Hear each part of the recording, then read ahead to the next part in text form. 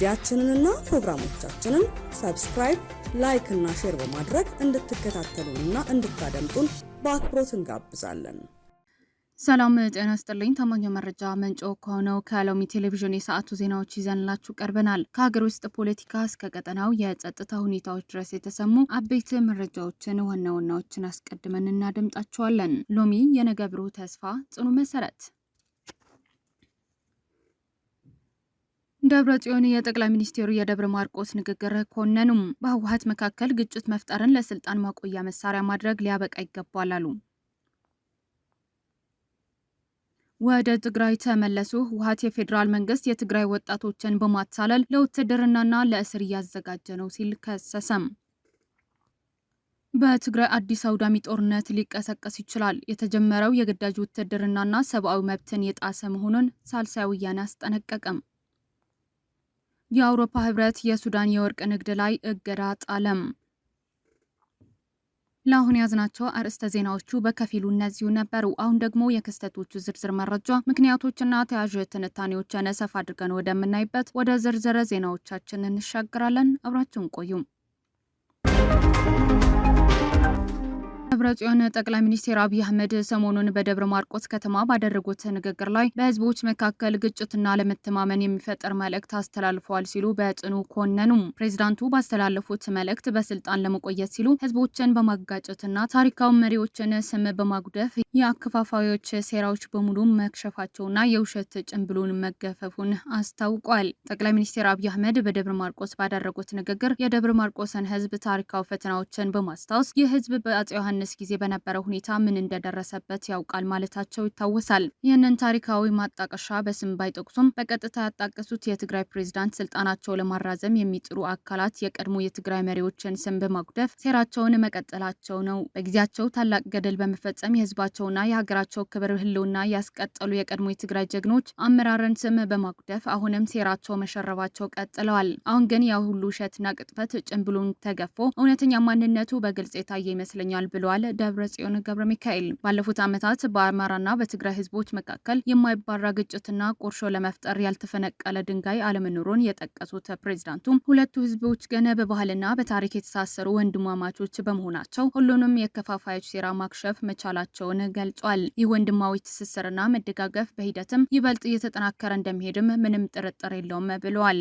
በትግራይ ፕሬዝዳንት የተላለፉ መልእክት ማጠቃለያ ላይ ጨው ለራስ ስትል ጣፍጥ የሚለውን ምሳሌያዊ አነጋገር በመጠቀም ለመንግስት ጠንከር ያለ መልእክት አስተላልፏል። ከእንግዲህ በኋላ በቅጥፈትና በማጭበርበር መቀጠል እንደማያዋጣ በመገንዘብ የሰላምን አማራጭ መንገድ መከተልና ህጋዊና ወቅታዊ ጥያቄዎቻችን መመለስ ያስፈልጋል ብዬ አምናለሁ ሲሉም አጠናቅቀዋል። የትግራይ ፕሬዝዳንት የጦፈ መልእክት የወጣው ጠቅላይ ሚኒስትር አብይ አህመድ በደብረ ማርቆስ አውሮፕላን ማረፊያ ምረቃ ላይ ባደረጉት ንግግር የመኪና መንገድ ጉዞን የሚያስተጓጉሉ ታጣቂዎችን ሽፍቶችን በጋራ ታግለን እናስወግድ ካሉ መንግስት መሆኑን ውጥረቱን ይበልጥ አሳሳቢ አድርጎታል። አሁን በፌዴራል መንግስትና በትግራይ በሚገኘው ህወሓት እየተካረረ ያለው ግንኙነት ወደ ለየለት ጦርነት እንዳመራ ትልቅ ስጋት ፈጥሯል። ከሁለት ዓመታት አውዳሚ ጦርነት በሚገባ ያላጋገመም የሰሜን ክፍል ዳግም የጦርነት ማዕከል እንዳይሆን ልዩነቶችን በፖለቲካ ውይይት እንዲፈቱ የብዙዎችን ምክር ሆኗል።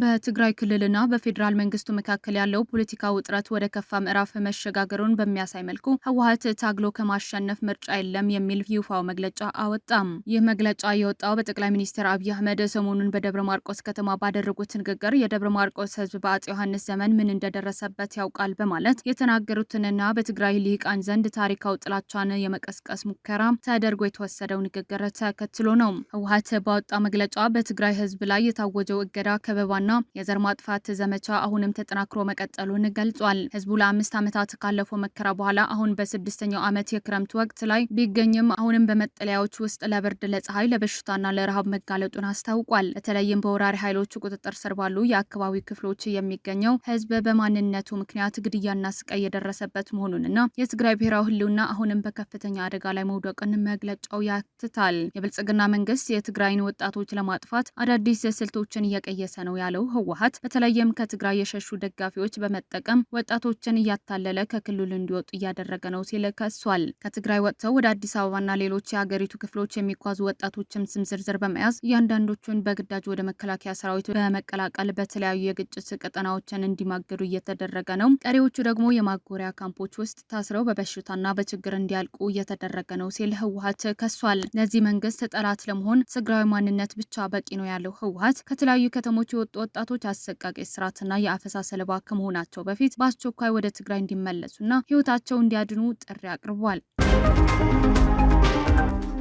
በትግራይ አዲስ አውዳሚ ጦርነት ሊቀሰቀስ ይችላል። የተጀመረው የግዳጅ ውትድርና ሰብአዊ መብትን የጣሰ መሆኑን ሳልሳይ ወያኔ አስጠነቀቀም። ሳልሳይ ወያኔ ትግራይ በትግራይ ክልል ውስጥ በህወሓት እየተተገበረ ያለው የግዳጅ ውትድርና ምልመላና የአፈሳ ተግባር በጽኑ እንደሚያወግዝ አስታወቀም። ፓርቲው ባወጣው ይፋው መግለጫ ይህ ግዳጅ ምልመላ በትግራይ ህዝብ ላይ ከፍተኛ የፍርሃትና የጭቆና ድባብ እየፈጠረ ከመሆኑም በላይ ክልሉ ወደ ሌላ አዲስ አውዳሚ ጦርነት ሊከት የሚችል አደገኛ አካሄድ መሆኑን አስጠንቅቋል። ሳልሳይ ወያኔ በመግለጫው ላይ ህወሓት ያወጣው ጠንከር ያሉ ህጎችን ተገን በማድረግ በትግራይ ውስጥ የሚካሄደው ያልተቋረጠ የግዳጅ ውትድርና ግልጽ የሆነ መሰረታዊ የሰብአዊ መብት ጥሰት መሆኑን ገልጿል። በተከታታይ የተፈጸመ ባለው የአፈሳ ዘመቻ ምክንያት በርካታ የትግራይ ተወላጆች በከፍተኛ ስጋትና ፍርሃት ውስጥ ለመኖር ተገደዋል። ይህ አይነቱ ወታደራዊ ዝግጅት ሰብአዊ መብትን ከመጣስ ባለፈ በቀጠናው ይበልጥ አውዳሚና አሰቃቂ ውጤት ሊያስከትል የሚችል አዲስ ግጭት የመቀስቀስ ከፍተኛ እድል እንዳለው ፓርቲው አመላክቷል። የዓለም አቀፍ የሰብአዊ መብት ድርጅቶች በትግራይ ያለው ወቅታዊ ሁኔታ በትኩረት እንዲከታተሉና ድምጻቸው እንዲያሰሙ የጠየቀ ሳልሳይ ወያነ ለቀውሱ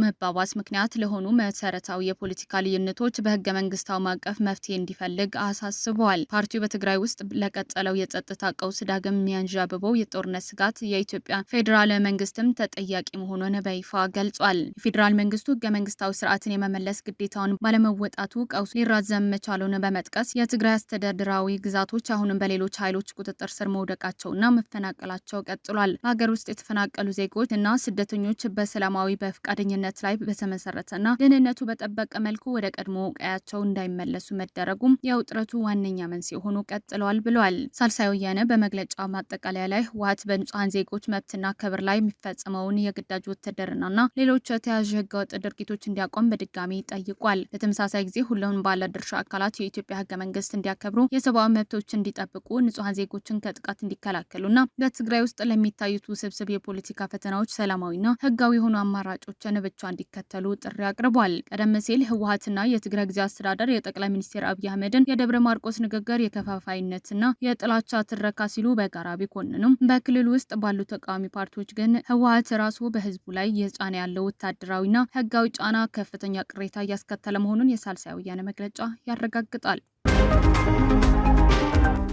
የአውሮፓ ህብረት የሱዳን የወርቅ ንግድ ላይ እገዳ ጣለ።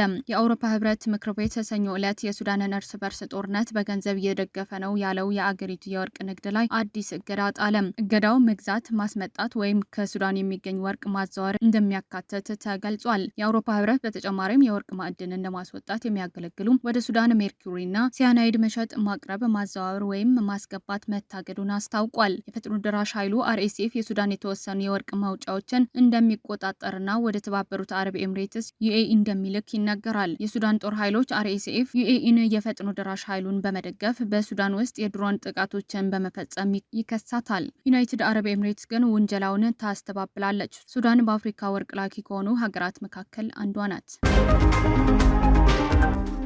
አፍሪካ በጸጥታው ምክር ቤት ቋሚ መቀመጫ ለማግኘት የምታነሳው ጥያቄ ፍትሐዊ ነው ሲሉ የአዘርባይጃን ፕሬዝዳንት ገለጹ።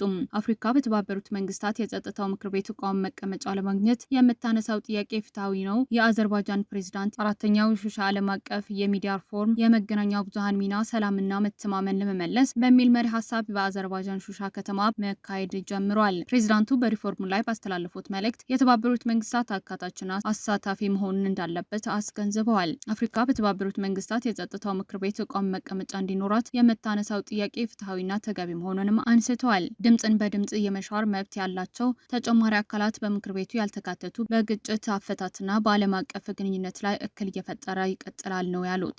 አዘርባይጃን ከአፍሪካ ሀገራት ጋር ያላት ግንኙነት የተጠናከረ መምጣቱን ተናግረዋል። በፎርሙ ላይ ከ53 ሀገራት የተውጣጡ ከ160 በላይ ተሳታፊዎች፣ 30 የዜና ወኪሎች፣ 60 የሚዲያ ተቋማት እንዲሁም 10 ዓለም አቀፍ የጥናትና ምርምር ተቋማት እየተካፈሉ ይገኛሉ።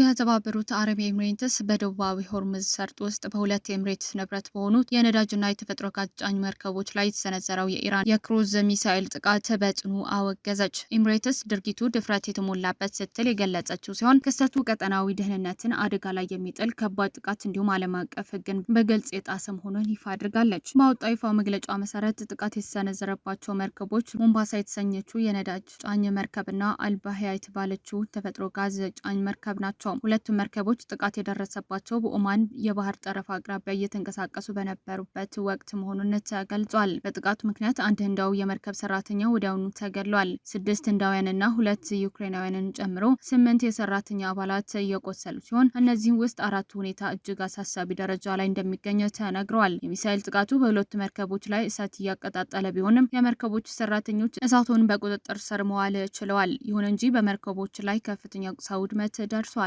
የአስደንጋጭ ጥቃት የተፈጸመው በአሜሪካ እስራኤልና በኢራን መካከል እየተካሄደ ካለው ጦርነት ጋር በተያያዘ ፍጥጫው በከፍተኛ ሁኔታ በበረታበት ወቅት ነው። በዓለም ላይ እጅግ ወሳኝ ከሆኑ የባህር ላይ ነዳጅ መጓጓዣ መስመሮች አንዱ የሆነው በዚሁ በሆርሙዝ ወሽመጥ ላይ ውጥረቱ በድጋሜ በነገሰበት በዚህ ወቅት አሜሪካ በኢራን ላይ አዲስ ወታደራዊ ዘመቻዎችን መጀመሯና በዚሁ ስልታዊ የውሃ መስመር ላይ በሚደረገው የመርከብ ጉዞ ላይ አዳዲስ እርምጃዎችን እየወሰደች መሆኑን ይታወቃል። ይህ ዘገባ እስከተጠናቀረበት ጊዜ ድረስ የኢራን ባለስልጣናት ከተባበሩት አረብ ኤምሬትስ ስለቀረበው ለዚህ ከባድ ክስ የሰጡት ይፋ ምላሽ የለም።